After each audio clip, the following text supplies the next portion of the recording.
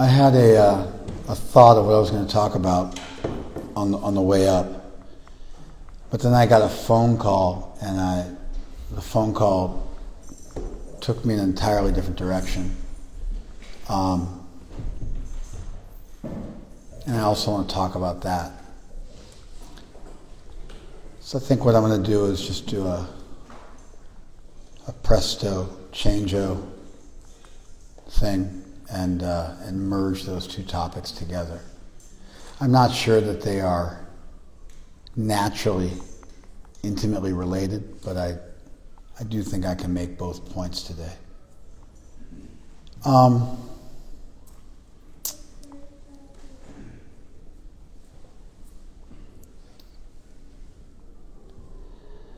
The first thing I want to talk about was that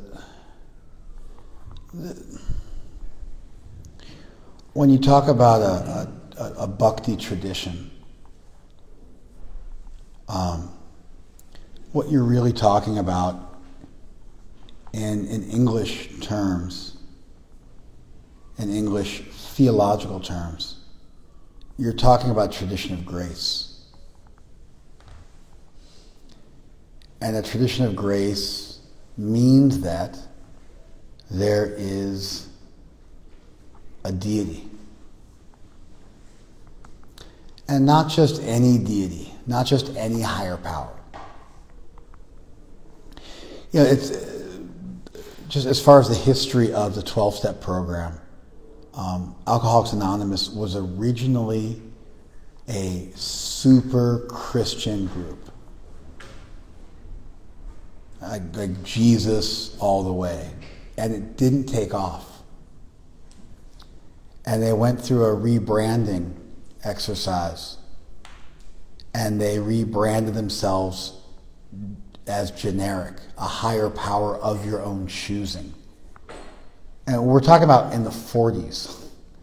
And then they came back with that rebranded aesthetic. And they took off. And it became, the 12-step programs that are so popular the world over.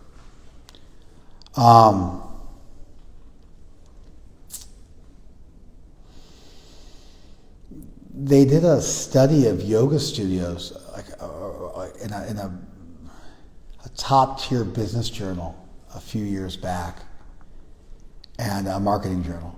And they surveying dozens of yoga studios over a 3-decade period. It was a 3-decade macro study,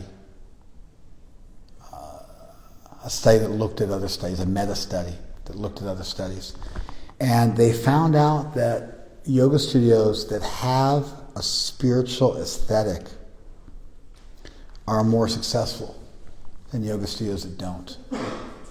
So there are yoga studios that are, just functionally and purposefully non-theistic, atheistic,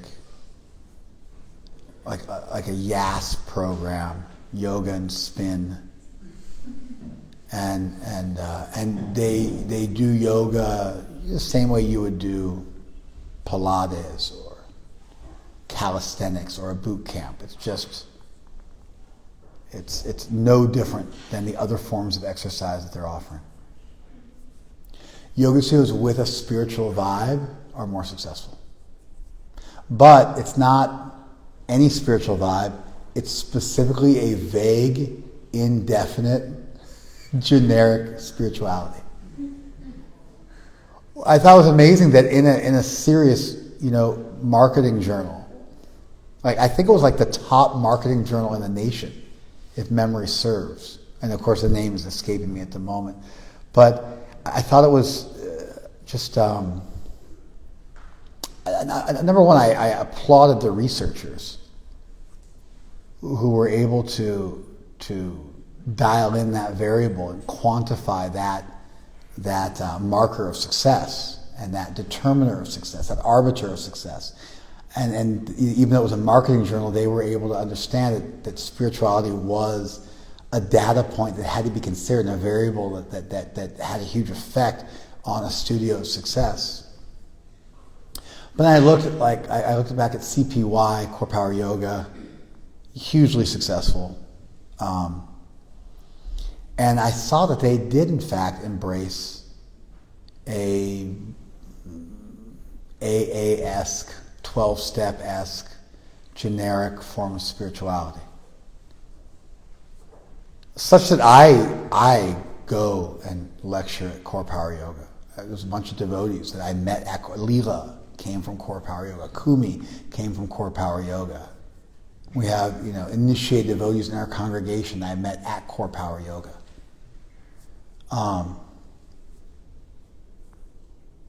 And funny enough, when it came time to their teacher training and you had to teach philosophy of yoga, they would farm that out to people like me who had some training or knowledge of traditional yoga texts, and they were open because they needed someone to fill that vacuum or that niche that was required to be a yoga teacher, because yoga studios by and large are the new churches of America.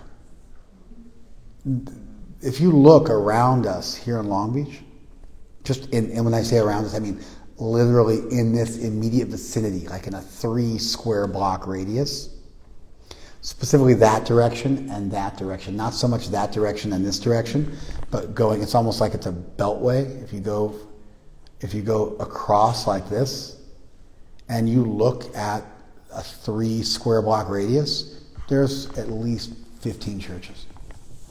And not small churches, not little teeny-weeny steeple churches. Big, huge institutional buildings. Many of which are just sitting empty. And there's a reason why there's all these big empty churches. First of all, people aren't going to church anymore, A. B, when people did go to church, they wanted to go to their church because church was a very sectarian thing. And I don't mean sectarian in a bad way. I mean it literally that you would want to go and be with your sect. And so you want to go and be with your tribe, with your people. So the Quakers got a building down the block, down the street. The Quakers. It's like a small sect. But they got a building. It was like a Scottish church building. Scottish rites. Just like, how often do you see those floating around? People would want to go, and they'd want to go and be with their group. So immigrants would move to the U.S. They would bring their religion, their particular denomination with them, usually Christianity. And then they would, just pretty quickly, they would donate and buy a church, just build a church so they could get together. And churches were everything. Your kids who got into, and churches, they got into it. They also went through several branding exercises over the centuries, but they started getting this whole parochial school thing where they would do a preschool and they would make themselves relevant by having a school attached. And then they would also do youth groups. That was another way. And I had a very positive, I was so nominally Christian growing up. Christian in name only. For sure we went to church on Easter. Like for sure. We went to church on Easter. But honestly, Easter was more about the brunch that we would go to after we went to church and the Easter egg hunt we'd go do before we went to church. And then when we go visit my grandparents in St. Louis, then we would go to church every single weekend. Orthodox church. I was raised Orthodox.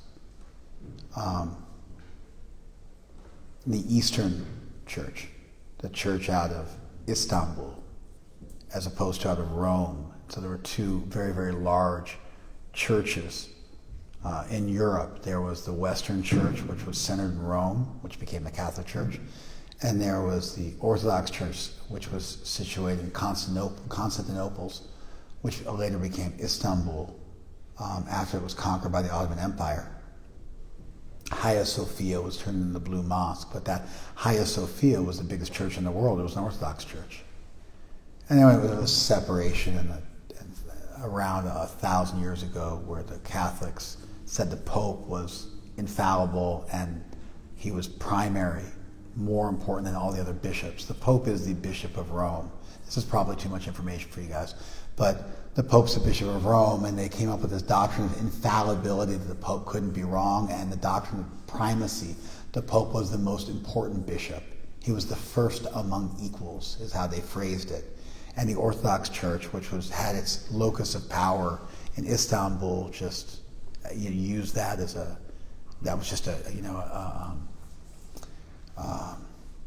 non-starter for them, and so they broke off. So of course, there was like a full Orthodox church because a bunch of Serbian immigrants to St. Louis about 100 years ago, and so we would go to that, and it was all Serbians. It was all my relatives and extended family and what have you. But it was the same phenomenon I'm talking about. A group of people come, and they'd set up a building, and then they would settle in that area, and it would be everything. And there was banquets, and they had bingo and Catholic mixers, so you can, I guess, drink non-alcoholic beverages, and then whatever they do at those events. I don't imagine there's dancing per se, but there's definitely meet and greet. And of course, many churches get rented out for 12-step programs. They don't find that to be at odds with their ethos. But churches used to be these incredibly rich places that people would go to. And not just for spirituality, but also for community. And those things were merged. Those things were merged. Honestly, there's a downside of the separation of church and state. There's an upside, and I'm not saying we should go back to a theocracy, but there's a downside in that things become very compartmentalized and sequestered from one another, and you end up living an unintegrated life, a disintegrated life where your life is very compartmentalized. It used to be that your best friends in the world were the people that were from your community, that went to your church, and you would hang out together multiple days a week. And I myself have very, very fond memories of going to a Presbyterian preschool, because it was just a good preschool down the street from my family. And then we went there, so then they stuck me in a Presbyterian Bible study, which I just hated. I thought it was just the worst thing ever. I don't know that they were particularly horrible at teaching the Bible, or if it was just like sticking a 7-year-old in Bible study is just. I don't think I'm atypical in the fact I didn't enjoy that. But then I did a youth group when I was like, whatever that age is, 12, 13, something like that, maybe 11. I don't know what it was, but I had such fond memories. We would do, and practically speaking, there was no Christianity at all. We did scavenger hunts and sleepovers, and you got to hang out with girls at the thing all night long, and so that was cool. And campfires and s'mores, and my whole memory is that kind of stuff. I don't a single time remember ever discussing Jesus or the Passion, or anything that would have been remotely Christian. It was just for all intents and purposes, it was a totally secular program. It just happened to be conducted at the church building, not in the church building, but in a side building. That was just another thing. It was like these church buildings used to become these sprawling campuses with a school attached and a bunch of buildings and all sorts of different stuff as they stayed relevant to people. And churches are just severely on the decline. Atheism's on the upswing. Evangelical Christianity is on the rise. Like Saddleback megachurch type stuff. That's on the rise. Atheism's on the rise. Non-specific theism's on the rise. Spiritual but not religious is on the rise. And then these megachurches are on the rise. It's a weird polarizing. Just like Democrats are getting more blue and Republicans are getting more red.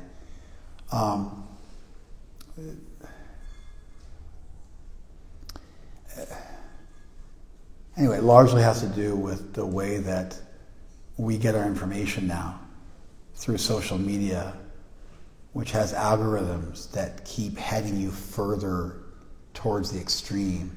Because the more extreme you get, the more clickbait it is. The more clickbait it is, the more they can keep you online for. The more they keep you online for, the more they monetize their thing. I was on YouTube today looking up some music to wrestle with my son, to play while I wrestled with my son. And, oh no, I was looking for a video of a technique we were going to go over. That's right, that's what was going on. And I couldn't find it. And my son's like, oh, log into your, go in your history on your YouTube account.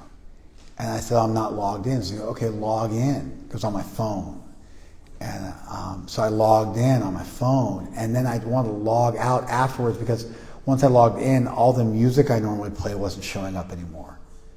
Because like I was looking on pull up music on my phone without being signed in, so that would save. But then when I logged in, I lost all my music. You follow? So I was like, I got to log out. And I had to watch a video on how to log out. Which seems ridiculous. You should be able to log out of your YouTube relatively easily. You should click on your account for me it has a letter. It normally has a photo of you, but I don't have a photo of myself, so it has a T. And so I click on the T and then it takes you to your account and you scroll down, it says at the bottom, it says log out and you log out. But it didn't have that. It didn't have that. There were several different menus you had to go through, and you had to click on manage your devices and then pick the device and then log out. And my son, who's 15, who actually won state in wrestling. He's the #1 wrestler in the state of California. Won state last week. Just as a full-blown tangent, he was crying to me in India this year that, Dad, you just tell everybody I'm the best wrestler in the state. I'm never going to win, and you blow me up, and you too many expectations. And he was like whinging at me about this in front of his girlfriend. I have a witness, and I was just like, whatever, dude. and then he ends up winning state, and not even like just barely eking out a win, like winning in convincing fashion. Just destroyed the guy in the finals. Just kept hitting the same technique on the guy over and over again, just overwhelming him. And I think he pinned him. So he didn't just beat him, but he pinned him after scoring a ton of points on him. If I'm not mistaken, he might have beat him like 11-0, but I think he actually pinned him.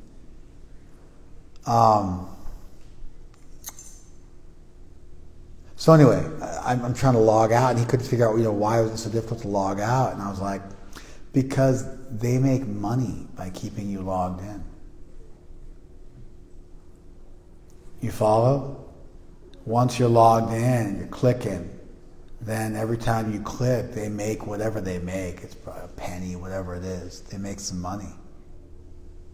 And so one of the reasons why the left is getting more left and the right's getting more right, I just did the opposite. But for you, it would have made sense. The left's getting more left and the right's getting more right, and for you, it made sense. One of the reasons for that is that people like extreme content, and so that you just keep getting more and more extreme. And then you're logged on, and so they remember your search history, and they just keep feeding you the stuff that's going to get you going.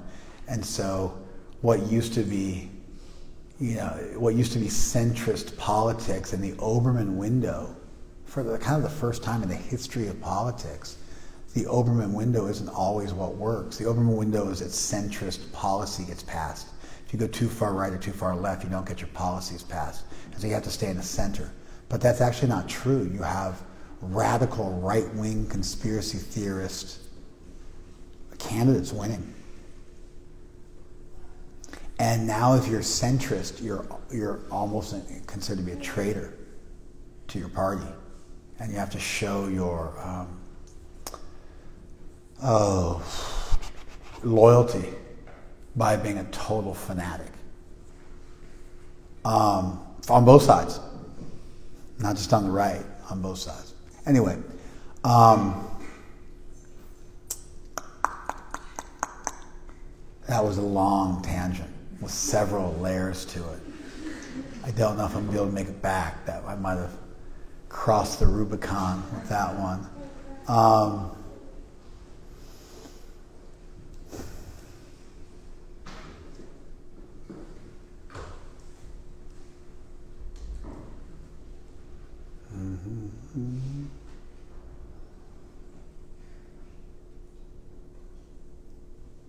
Anybody remember?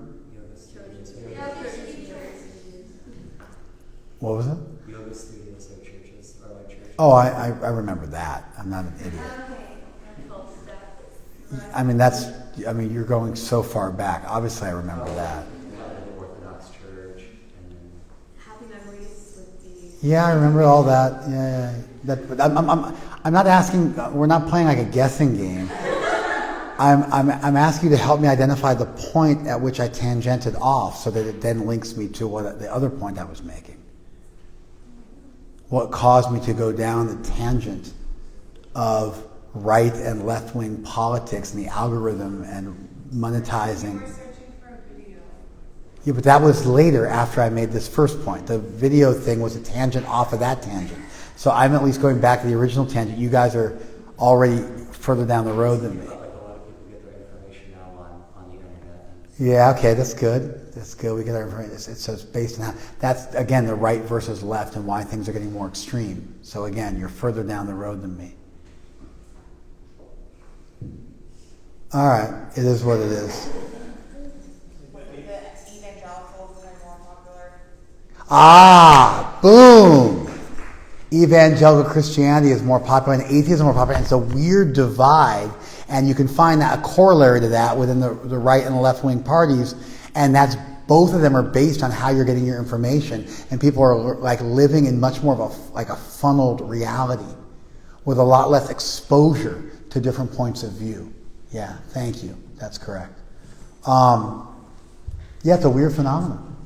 Like strong evangelical Christianity is on the rise and atheism is on the rise. Anyway, churches are all in decline, just traditional kind of churches. And so there was a time where people moved to Long Beach and they just all bought buildings. It's just not happening anymore. But you know what is happening? Yoga studios are opening up on every street corner. And those yoga studios perform the function that churches used to perform even 50 years ago, what to speak of 100 years ago in this country. People go to yoga studios for spirituality,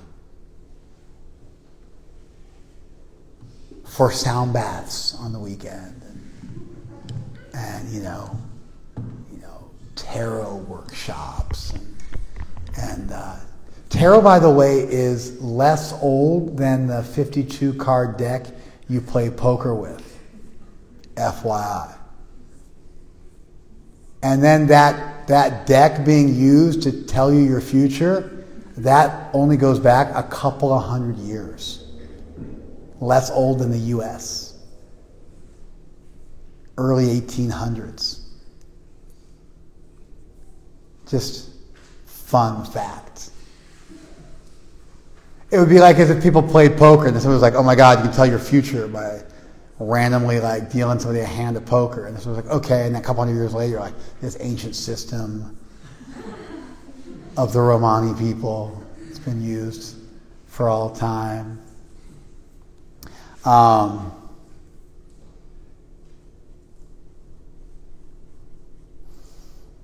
So yeah, yoga studios are on the rise, and I think in a lot of ways they demonstrate that although people might not be as religious, they're still spiritual. They're looking for spirituality. They don't want to get too definitive about it. They want to keep it fairly generic, just like AA figured out 80 years ago. And so AA was ahead of the curve, and we're now seeing that wave cresting. Yeah, that was just some thoughts. But Bhakti is not just a generic higher power of your own choosing. See how I did that? See, I just all the way back. Bhakti is not a higher power of your own choosing. Although that higher power of your own choosing is incredibly popular, although you find it alive and well in the church culture of the U.S. now, in its incarnation of yoga studios, although we see the specificity of sectarian churches on the downfall, with the exception of the more extreme versions, because of that splitting away from the Obermann window and things getting really, really far left and far right, which is how you can account for atheism being on the rise and megachurches being on the rise. Monolithic churches that are going to take over every aspect of your life.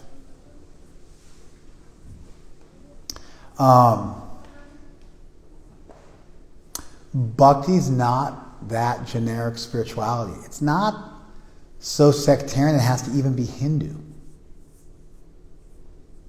It's not so sectarian it has to even be Hindu. So in that sense, it's cross-cultural. But it's not indefinite and vague, so it becomes fill in the blank. There's something attractive about fill in the blank. You don't say enough to actually take a stance on anything.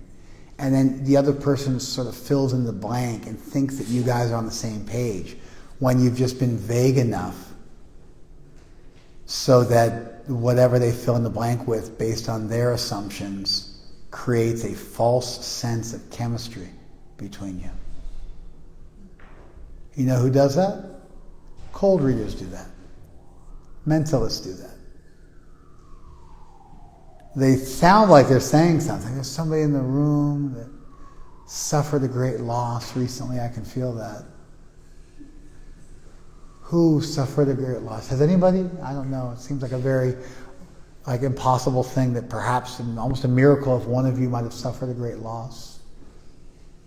Or a reversal. Yes, from somebody, their name started with an S or an R. Or maybe one of their relatives had a name that started with an S. Yeah, oh yeah, okay, yes, yep. And you let the people fill in the blank. You sound like you're taking a stance, but you're not. That's why generic spirituality is so popular. Because by speaking in platitudes, kind of a Deepak Chopra-esque platitudinal arsenal of super vapid spiritual sounding statements. They took a vocabulary of spiritual words. University in Canada did this. And they took a vocabulary of spiritual words, like 100 or 200 spiritual words, and then they had a random number generator put them together to make like little 3-word sentences. You know what I mean? Like internal truth, beauty. I want to speak about internal truth, beauty.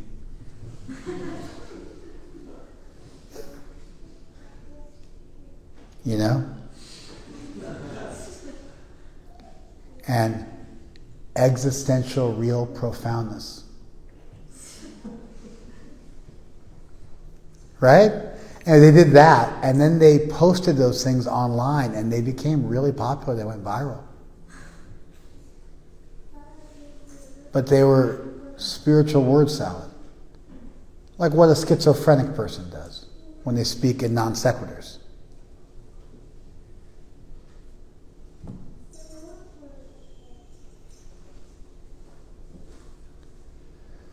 Because they were open-ended enough where you could fill in the blanks. Musicians generally don't talk about what their songs mean. Sometimes they do. But really good musicians don't. And there's a reason. Because if you talk about what your song means, then the person who's listening to your song, who's a fan, doesn't get to plug their own meaning into it. You ever notice how it seems like the music is speaking to you? It's not.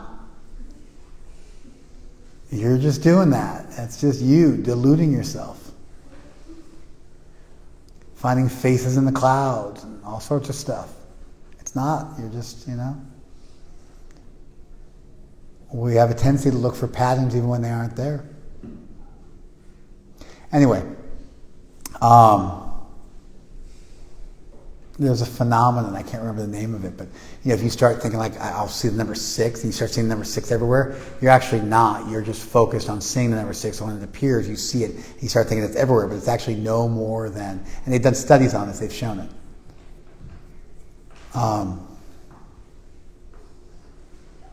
But then it means you're not special, so people hate it when you show them the research on this stuff, because it blows up their whole scene, and now all of a sudden the tarot is just a deck of cards.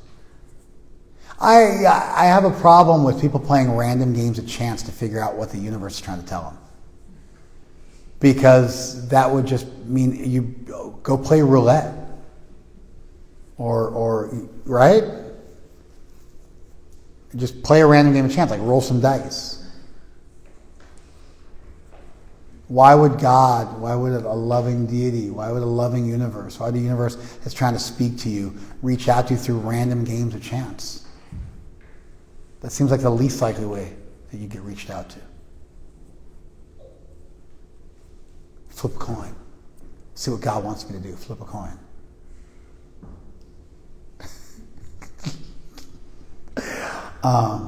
Should I become a Christian or a Muslim?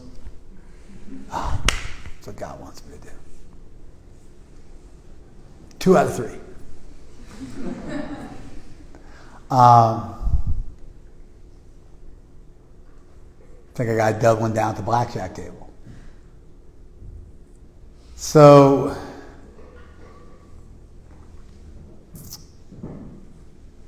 Bhakti's not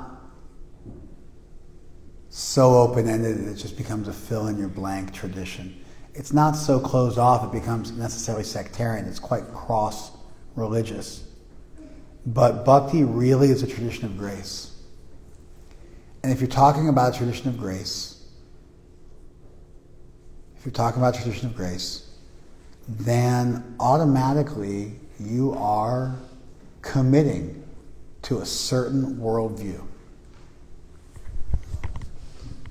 The worldview is this. If I believe in a tradition of grace, when you say the universe is looking out for me, the universe was speaking to me, that what sounds like a super generic statement, that is indicative of a tradition of grace. Unknowingly expressed, but a tradition of grace nonetheless. Because there's someone who's being gracious to you. Grace means you're getting more than you deserve. Someone's helping you. Gratitude, grace are the opposite of entitlement and randomness. It means someone's looking out for you. So if you believe the universe is speaking to me, that means the universe is conscious. That means the universe is a person. Maybe not a person like you, but a person in the sense of an individual with consciousness and the ability to exercise will and the power to enact it. And that conscious universe, or that gracious source of reality, is benevolent and impossibly benevolent. Because they're interested in you, which ostensibly means they're probably interested in everybody else too. And they must be incredibly powerful because they can help you and they can help everybody else too. And all of a sudden, by saying the universe is trying to speak to me, or by saying I believe in grace, what you're really saying is I believe in an all good, because it wants to help you and ostensibly everybody else. All powerful, because it can help you and everybody else. Individual, because it's conscious and has the ability to think about you. Deity. So Bhakti is a tradition of grace, which means you're crying out to, you're looking towards a higher power that is not just merely of your own choosing. You might be able to ascribe whatever name you want to that higher power, or whatever form you want to that higher power. even if that form is no form.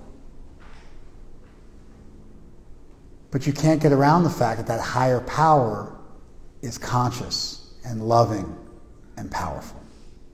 Enough to help you? I'm turning my life over to a higher power. I've lost control of my life, but a higher power can help me, right?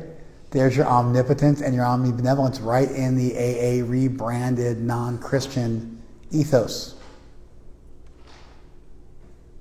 All good, all powerful, can help you and is going to help you if you surrender to it.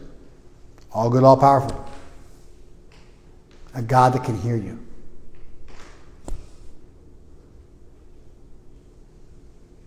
Bhakti is a tradition of grace. And in tradition of grace, there's kind of just a standard generic protocol. You turn towards divinity, and that's enough. In many ways, a tradition of grace is the opposite of a ritual tradition. A ritual tradition. Of course, ritual and grace exists in any religion worth its salt. They end up having both elements. But when you find a tradition which gets too ritualistic, or even when you get too ritualistic, think about it for a minute. If you guys are religious, think about it for a minute. When you're fearful, then you end up obsessing over details. And like saying your prayers exactly the right way, or bowing down the right amount of time, or like I bow down but I forgot to touch my head to the ground, so I go bow down again. And like it's almost like touching the doorknob 3 times and skipping over the cracks. It becomes very OCD. That's ritual, and you're trying to make sure that you're going to get that grace, and you try to stack the deck in your favor by assiduously and punctiliously observing rituals because you don't have any faith that higher power is watching your back, and you start to live with a distheistic negative deity, and like an anti-deity, a hateful deity, or a vengeful deity, or a non-caring deity. And so you got to start to stack the deck in your favor by observing ritual very, very carefully, and you're trying to enter the code just perfectly so the lock will open. Which is it's just a nonsensical idea about the nature of divinity. That God will love you if you touch the door handle 3 times before you open it, or wash your hands 16 times. So now that's how you're gonna buy God's favor. Anyway, so where there's a lack of bhakti, a lack of grace, you'll find an abundance of ritual. In contrast, where there's a rich tradition of grace, you'll find a much more reasonable degree of ritual that doesn't obfuscate the ultimate priority, which is to turn towards divinity, to surrender, to be receptive. And there's a trust in the goodness of the universe. There's a trust in the goodness of the source of the universe. There's a trust in the naturalness of grace, that that's what's going to happen if you just get out of the way and you let go and let God. You find this flavor within every religion amongst devout persons. There's a trust.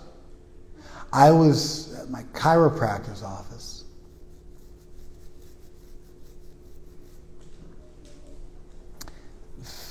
...22 years ago. And my wife was pregnant. And I started freaking out that my kid was going to be born retarded. And I mean retarded in the literal sense of the term. It started really bothering me.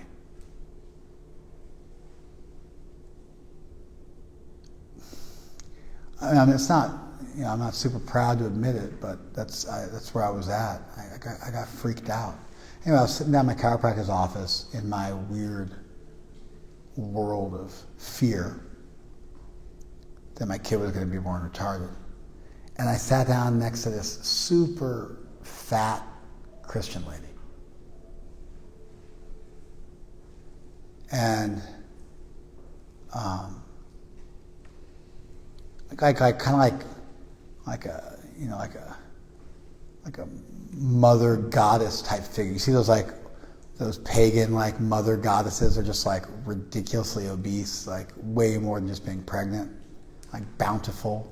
And so she was like that, but like not like a little old lady, like a big old lady.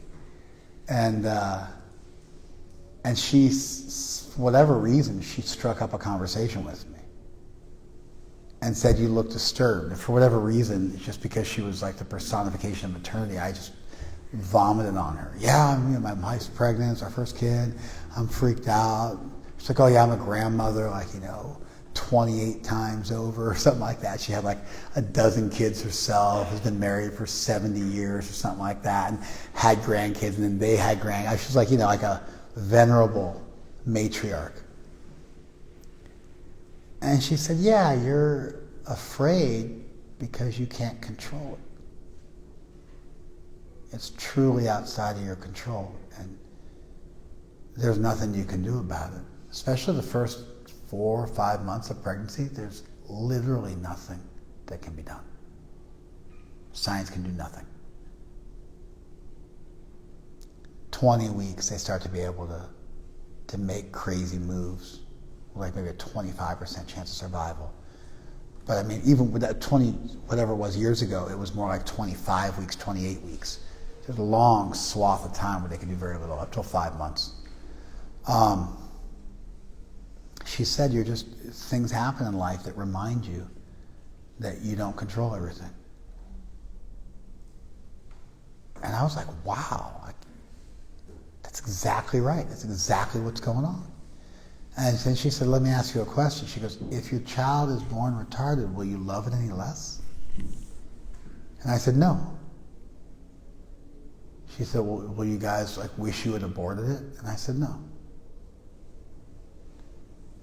And so, speaking for myself and my wife. And so she said, "Then, what's there to worry about? It's out of your hands. It's in God's hands. And whatever gets thrown at you, you're going to be okay." And I just felt like a wave of peace wash over me. And now I'm a father 6 times over now. My wife and I are celebrating our 25th wedding anniversary this year.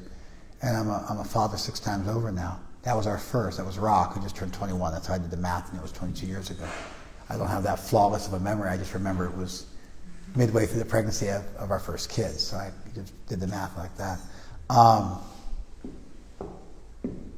I think that articulates, anecdotally, but I think it articulates very, very well the fundamental result of a philosophy of grace, where there's a benign deity and you're playing along and it's all going to be okay, and you're going to do your part,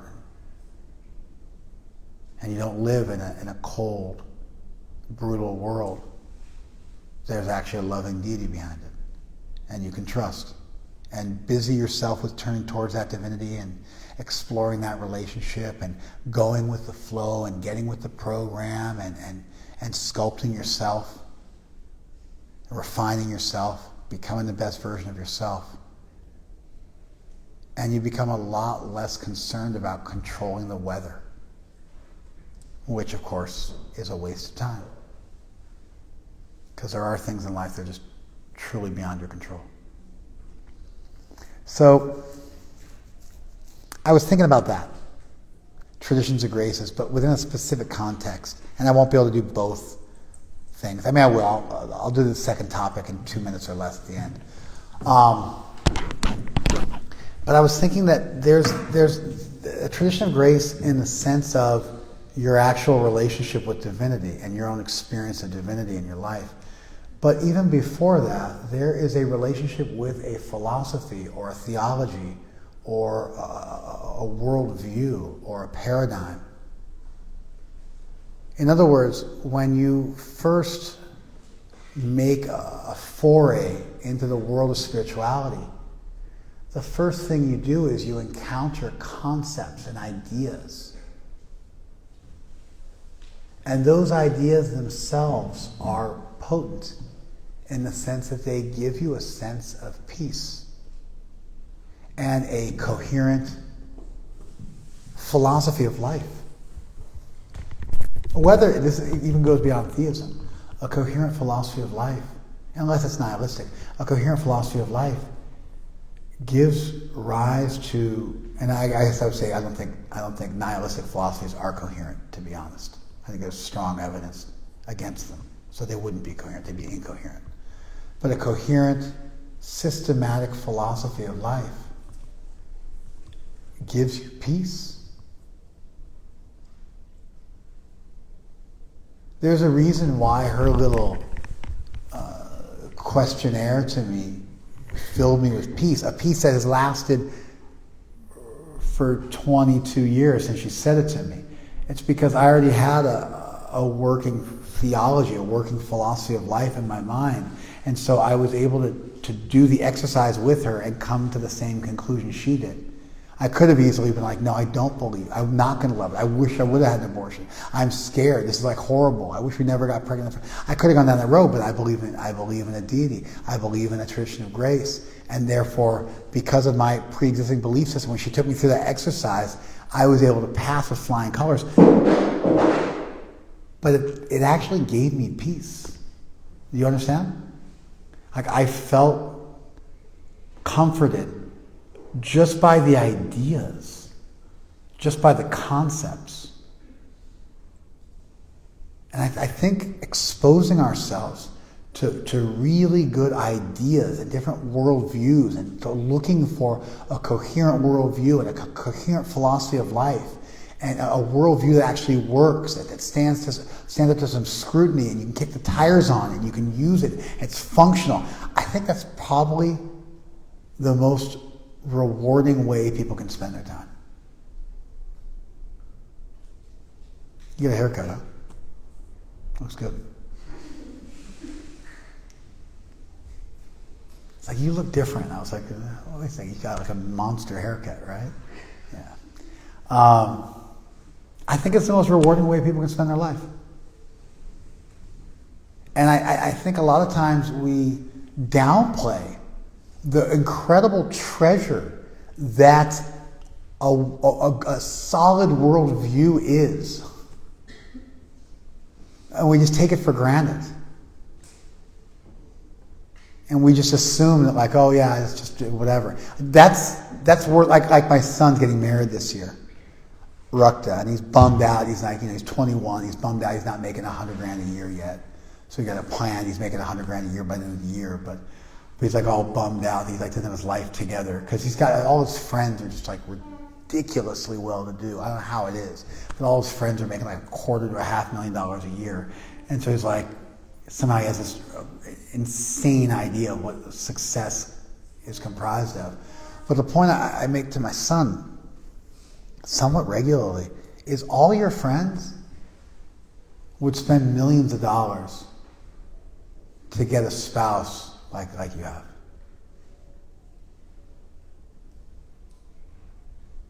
You know, you spend, after 20, the amount of time you spend with your family goes like way down. And your friends. The amount of time you spend with your coworkers goes way up. And then goes down again around 60. The amount of time you spend with your children goes up from 25 to 50 and then goes back down again.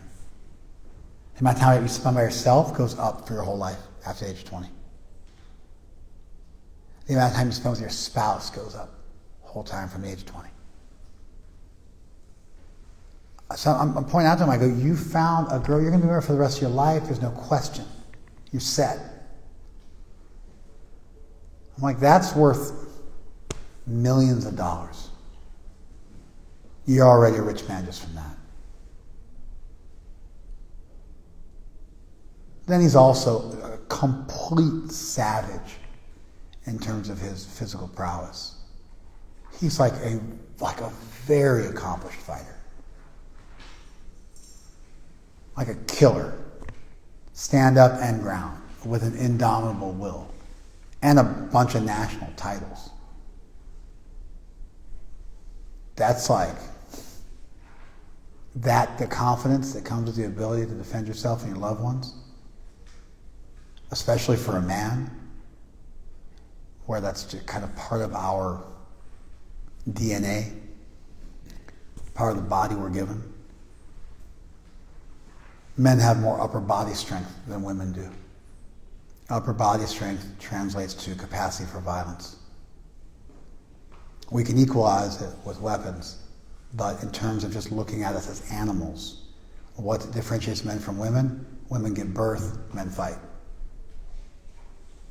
And so, for him to have that confidence, it's invaluable. For him to have that security, it's invaluable. Those things are treasures. They're treasures that are dwarfed by the treasure of a coherent worldview. Gandhi says, when doubts, and Gandhi, suffered his fair share of reversal. Gandhi said, when doubts haunt me and disappointments stare me in the face and I see not one ray of hope on the horizon, I turn to Bhagavadgita and find a verse to comfort me, and I immediately begin to smile in the midst of overwhelming sorrow. A coherent philosophy of life, in whatever tradition you find, even you write your own tradition, fine. That's even more valuable than the stuff I just described. But we're always like, oh, the grass is green on the other side. No, what about that? No, but I need that.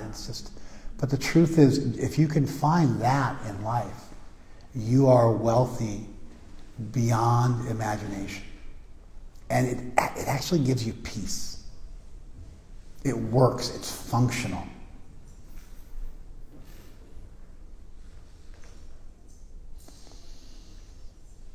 And so in some ways, the grace of a Bhakti tradition starts when you encounter the philosophy of the tradition, because the philosophy of the tradition is a practical initial manifestation of that grace in your life that powerfully empowers you to navigate life successfully from the beginning. Experiences of grace go far beyond that, but they start even with your experience of the actual tradition itself. That tradition itself, the philosophy itself, is a potent manifestation of grace in your life that gives you rewards immediately and powerfully and forever.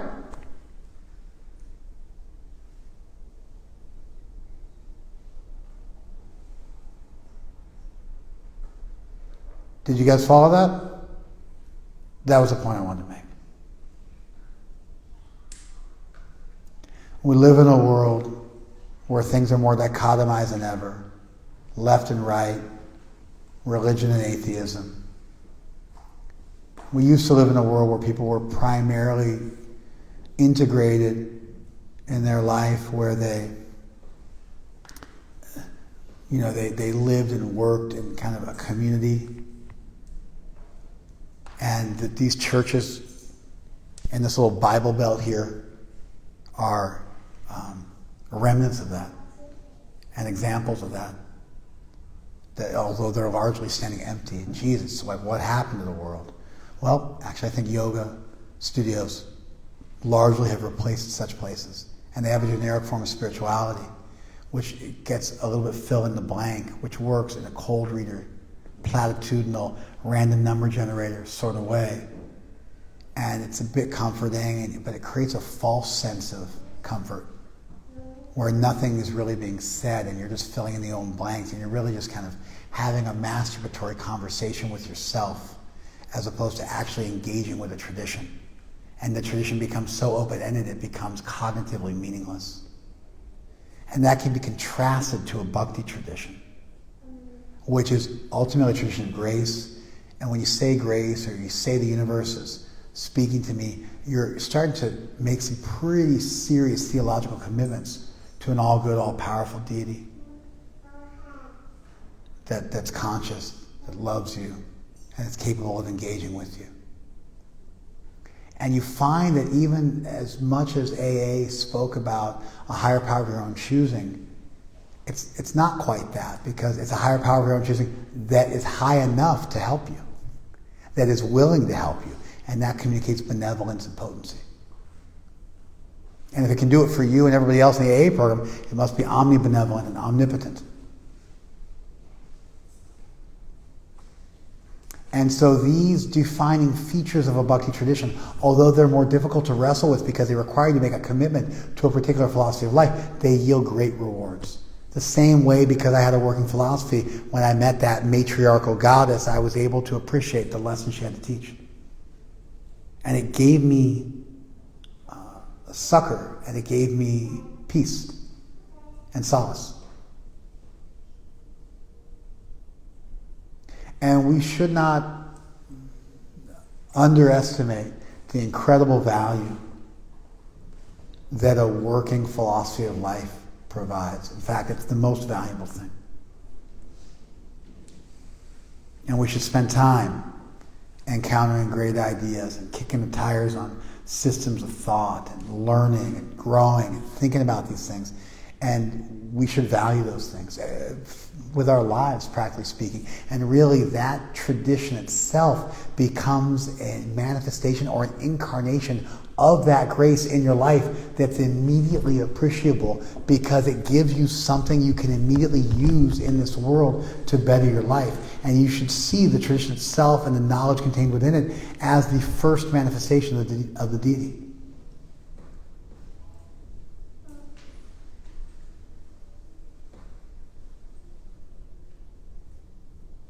And as promised, in 2 minutes or less, because that's how much time we got left, I was also having a conversation with somebody on the way up here, and they were being judged by their colleagues for a mistake they made. And the point I made is, who wants to be judged for how they performed on their worst day? When do we ever tell people, hey, let me tell you the worst thing I ever did, and that's how you should judge me? And so where do we get off doing that to anybody else? We want our mistakes to be seen in the context of our successes and our sincerity and our goodness and our, maybe our failures are indicative of the home runs we're trying to hit, because we're trying to really do something amazing. And so obviously we're going to mess up sometimes because we're really going for something huge. And the same way we want that kind of fairness for ourselves, we have to give that to others, and there has to be some reciprocity.